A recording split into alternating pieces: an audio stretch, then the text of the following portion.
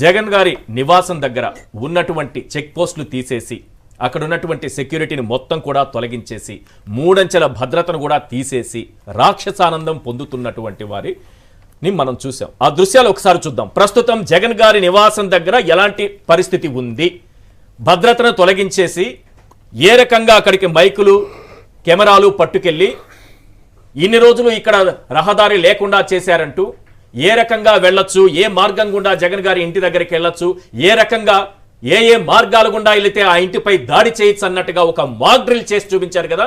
ప్రస్తుతం అక్కడ ఉన్నటువంటి దృశ్యాలు చూపిస్తాను, ముందుగా చూడండి. ఆ తర్వాత ఆసక్తికరమైనటువంటి దృశ్యాలు, రాష్ట్ర ప్రజలందరూ నోరెళ్లబెట్టే దృశ్యాలు కూడా కొన్ని నేను చూపిస్తాను. ప్లీజ్ ఒకసారి తాడేపల్లి దగ్గర జగన్ గారి నివాసం దగ్గర ఉన్నటువంటి పరిస్థితిని చూపించండి. ఇది సార్, ఇప్పుడు మనం డైరెక్ట్గా జగన్మోహన్ రెడ్డి గారి ఇంటి ముందు నుంచి అలా నడుచుకుంటూ వెళ్ళిపోవచ్చు, అలా కార్ల మీద వెళ్ళిపోవచ్చు, అలా బైకుల మీద వెళ్ళిపోవచ్చు. ఇది వాళ్ళు కోరుకున్నది. అక్కడ మూడంచెల భద్రత తీసేశారు, చెక్ పోస్టులు తీసేశారు, ఎవ్వరూ అడ్డుకోరు, అక్కడ సెక్యూరిటీ ఉండదు, ఎటువంటి భద్రత ఉండదు, ఎవ్వరికి వాడు వెళ్ళిపోవచ్చు, ఎవ్వరికి వారు వెళ్ళిపోవచ్చు. ఇక్కడ ఎల్లో మీడియా కొన్ని కెమెరాలు పట్టుకొని వెళ్ళింది, రహదారులన్నీ చూపించింది. అంటే జగన్ గారి నివాసం పైన ఎట్లా దాడి చేయొచ్చు, ఏ మార్గాల గుండా వెళితే ఆ ఇంటిపైన రాళ్లు వేయొచ్చు, ఎట్లా అసాంఘిక శక్తులకు మనం సమాచారం అందించవచ్చు, ఎట్లా ఒక మాక్ డ్రిల్ చేసి మరీ చూపించారు. ఇప్పుడు ప్రస్తుతం తాడేపల్లిలో జగన్మోహన్ రెడ్డి గారి ఇంటి ముందున్నటువంటి దృశ్యాలు మీరు ఇప్పుడు స్క్రీన్ పైన చూస్తున్నారు. ఆయనకు భద్రత అవసరం లేదట, సెక్యూరిటీ అవసరం లేదట, చెక్ పోస్టులు అవసరం లేదట, ఆయన ఇంటి ముందు నుంచి అందరూ వెళ్ళిపోవచ్చట. అంటే ముఖ్యమంత్రిగా ఉన్నప్పుడు మొన్నటి వరకు ఆ భద్రత అంతా అవసరం, ఒక్క రోజులో ముఖ్యమంత్రిగా దిగిపోయిన మరుసటి రోజు నుంచి అది అవసరం లేదు.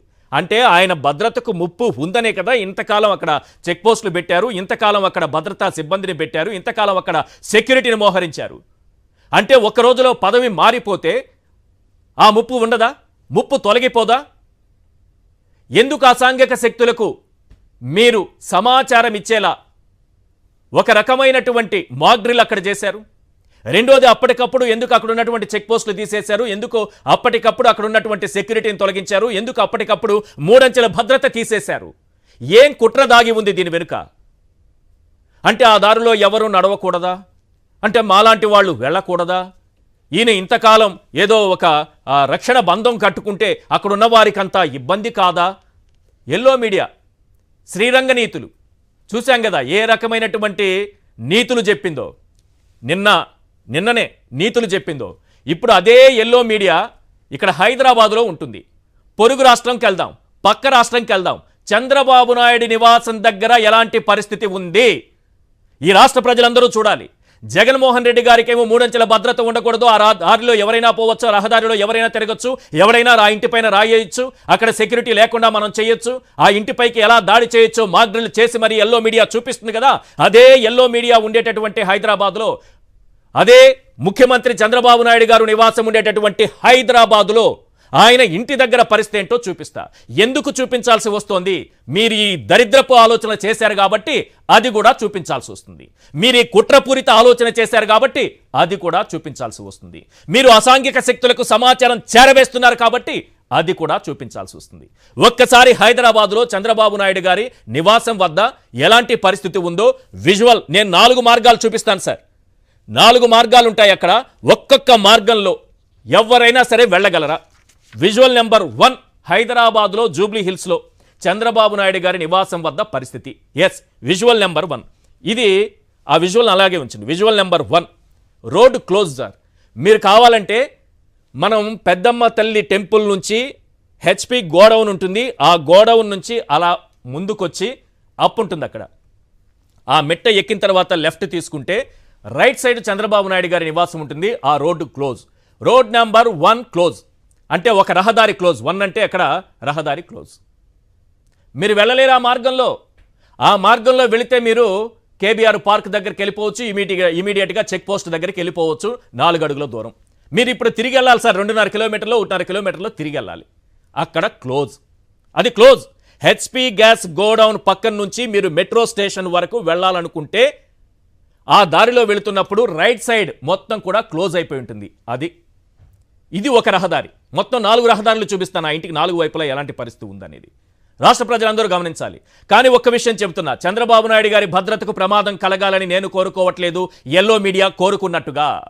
భద్రత అవసరమే, కానీ చంద్రబాబు నాయుడు గారికి ఒక రూలు, జగన్మోహన్ రెడ్డి గారికి మరో రూల్ అని మీరు ప్రచారం చేశారు కదా, ఆ దృశ్యాలు చూపించారు కదా, మొత్తం సెక్యూరిటీ తీసేశారు కదా, 3 అంచెల భద్రత తొలగించారు కదా, అక్కడ ఎవరైనా సరే తిరగచ్చని ఒక రూల్ పాస్ చేశారు కదా.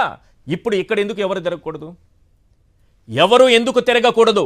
అది పొరుగు రాష్ట్రంలో, హైదరాబాదులో. రైట్, విజువల్ 2 ఒకసారి ఏంటి సార్, మీరు హైదరాబాదులో విజువల్ 2 ఒకసారి చూపిస్తాను.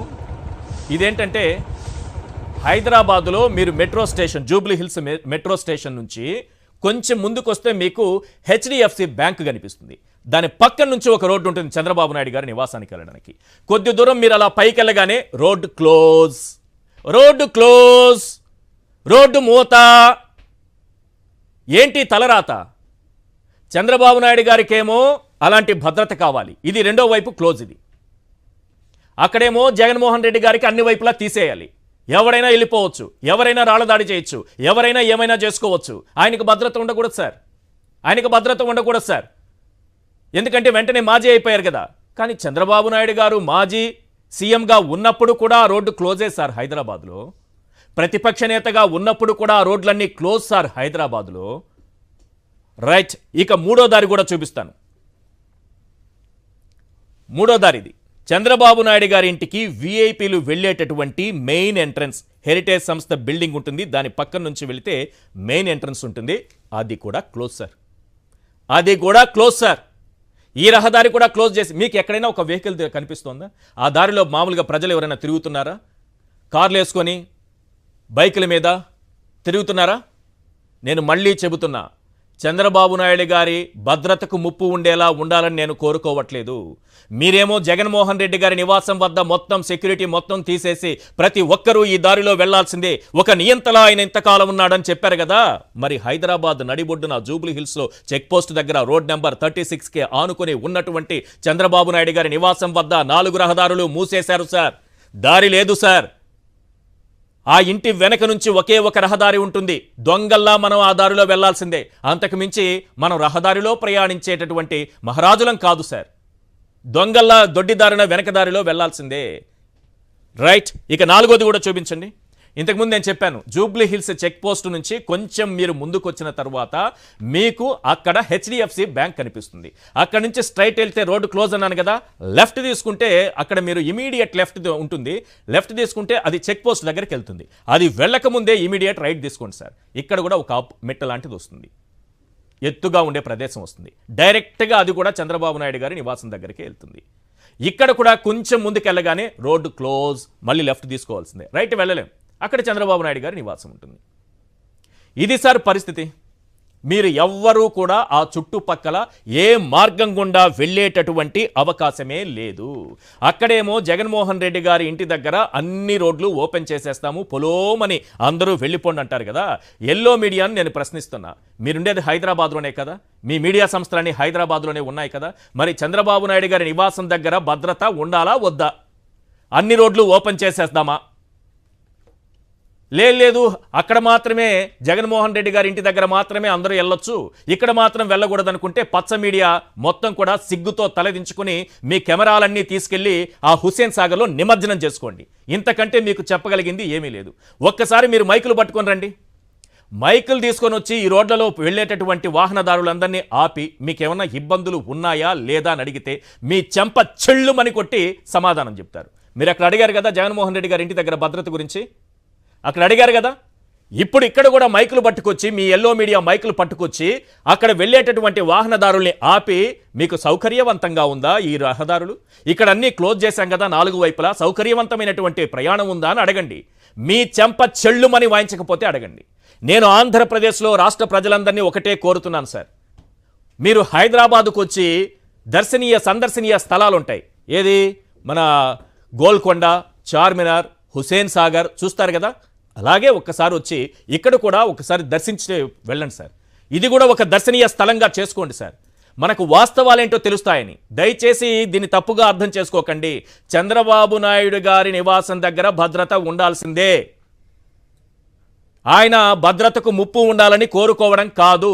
కానీ అక్కడ మాత్రం వీళ్ళు కోరుకుంటున్నారు.